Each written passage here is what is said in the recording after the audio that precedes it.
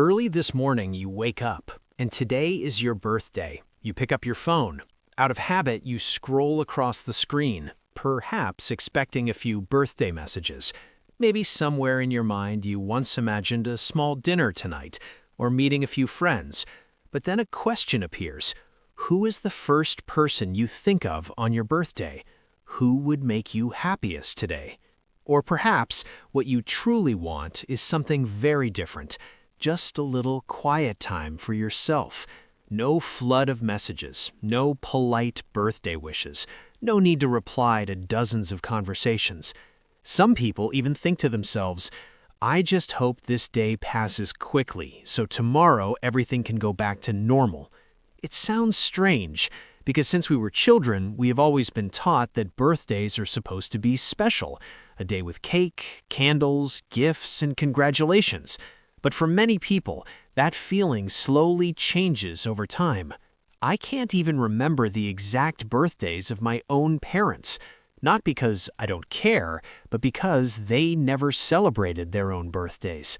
Their entire lives were spent working. They gave their time and money to take care of the family, to help us study, to let us have fun, to buy the things we liked, even to celebrate our birthdays when we were young. But their birthdays? Almost no one mentioned them.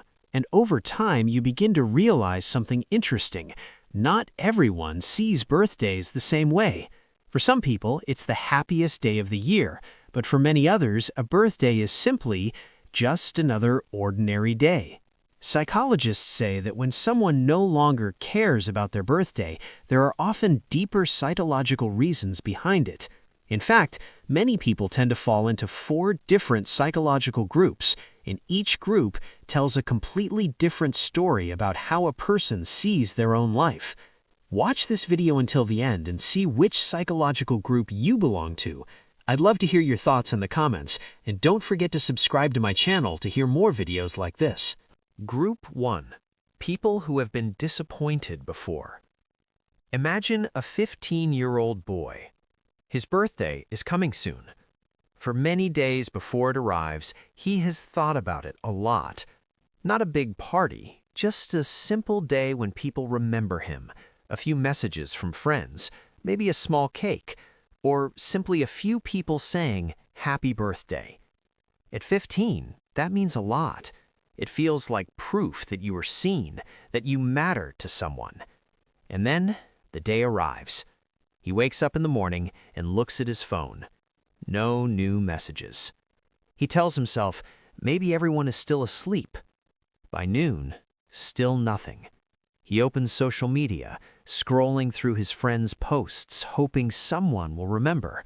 But the timeline keeps moving as usual. No one mentions his birthday. He doesn't say anything to anyone.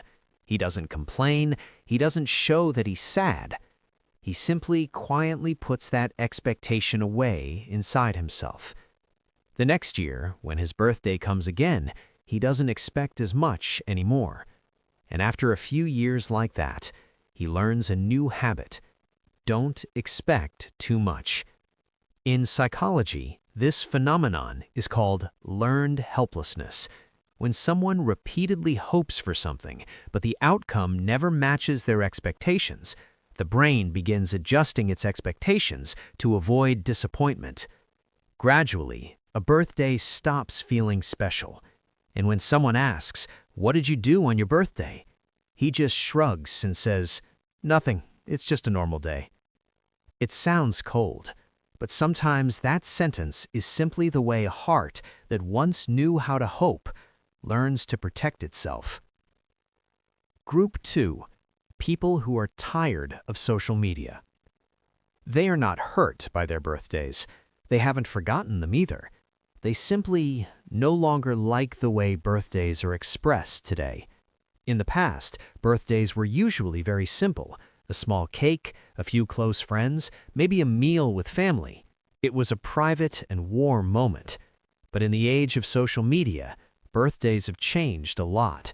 They are no longer just a personal day. They have become a public event. You post a photo, you receive dozens, sometimes hundreds of birthday wishes. You have to reply to messages, respond to comments, and thank each person. And gradually, a birthday starts to feel more like a performance of happiness rather than a moment truly meant for yourself. Many people begin to notice this. They find themselves unconsciously looking at the number of likes, the number of comments, or paying attention to who remembered to wish them a happy birthday and who did not. A day that was meant to be enjoyed suddenly turns into a social measurement. So, some people choose a simpler way. They hide their birthday on Facebook. They don't post stories. They don't announce it to anyone. Not because they hate birthdays, and not because they don't want to be congratulated. They simply don't want to turn a personal day into an event shared with the entire world. For them, a birthday can still be a pleasant day, a quiet meal, a short trip, or simply an ordinary evening. Just this time, there is no audience. Group 3. People who no longer need a special day. They don't forget their birthdays, and they are not hurt by them. They simply no longer need them. For them, a birthday is not something important in order to feel that they have value. It is just one day in the year, like many other days. In psychology, this relates to a concept called self-determination theory, studied by psychologists Edward Deci and Richard Ryan. According to this theory, people with strong psychological well-being tend to find happiness in a sense of worth from within themselves rather than from external events. That means they don't need a party, a birthday song, or the attention of many people in order to feel that they matter. They have understood something that researcher Philip Brickman once called the hedonic treadmill. In this cycle, people are always waiting for the next event in order to feel happy, a party, a vacation, a new milestone. But that feeling usually lasts only a short time. People in this group gradually step off that treadmill. They don't need to wait for one day each year to feel special. Instead, they might spend their birthday in very simple ways: taking a walk alone, reading a book, going on a short trip, or simply spending time doing the things they truly enjoy. For them, joy does not come from being noticed. It comes from feeling at peace with themselves. While many people wait for one day each year to feel special, these people have learned something different. Sometimes an ordinary Tuesday is enough to make life feel complete. Group 4. People who feel pressure on their birthday. This is the group that is rarely talked about. For them, a birthday is not a joyful day. It feels more like a reminder of time passing. As that day approaches, they don't think about cake or birthday wishes. Instead, familiar questions begin to appear in their minds. What have I accomplished in the past year? Am I falling behind? Why have so many people my age achieved more than I have?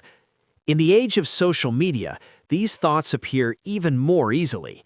Every day we see images of other people's success, someone buying a house, someone getting married, someone landing their dream job. And when a birthday arrives, many people unconsciously begin to compare themselves. Psychologists call this phenomenon temporal self-comparison. People often look back at the past and ask whether they are getting closer to the goals they once set for themselves. So for some people, a birthday is not just about getting 1 year older.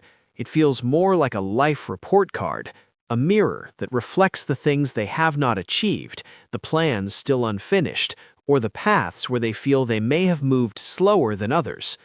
That is why some people choose to do nothing on their birthdays, not because they hate the day, but because they do not want to turn it into a moment of self-evaluation. For them, ignoring their birthday sometimes is simply a way to avoid unnecessary pressure. Because sometimes a birthday does not feel like a celebration. It feels like a mirror, reflecting all the thoughts we usually try not to look at. So when someone says they no longer celebrate their birthday, the story behind it can be very different. Some people do it because of disappointments in the past. After hoping and being let down many times, they learn not to expect too much anymore. Some people are simply tired of social media, of turning a personal day into a performance in front of hundreds of people. Some people have moved beyond the stage of needing external attention. They no longer need a special day to feel that they have value.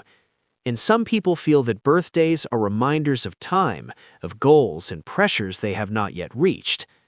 4 groups of people, 4 different stories. But the important thing is this: there is no right or wrong way. Some people enjoy big parties, birthday cakes, and loud celebrations.